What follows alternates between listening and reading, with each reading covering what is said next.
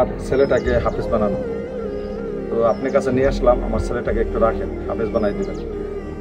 কেমনে হাফেজ বানাইতে হবে হুজুর, এটা আপনার দায়িত্ব। ইনশাআল্লাহ চেষ্টা করব। আর ছেলেটা একটু দুষ্টুমি করে, তাকে একটু আপনি শাসন করবেন। আমার ছেলে দরকার নাই, আমার দরকার হাফেজ। প্রয়োজনে তার মাংসটা আপনি নিয়ে নেবেন, হাড্ডিটা আমাকে ফেরত দিবেন, তারপর ছেলেটাকে হাফেজ বানাবেন।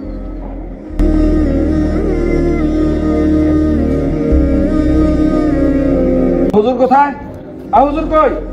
হুজুর আপনারা তো সবসময় মায়ের দূর করেন পোলাবান্ধে। এই যে আমার ছেলেটাকে দিয়ে গেলাম, আমার কোনো ইচ্ছাই নেই মাদ্রাসা পড়ানোর। তার মার কথায় আমি এই যে মাদ্রাসায় দিয়ে গেলাম, ছেলেটাকে হাফেজ বানাই দিবেন। হাফেজ বানাবেন, সাবধান আমার ছেলের গায়ে কিন্তু কোনো হাত দিবেন না, তাহলে কিন্তু খবর আছে।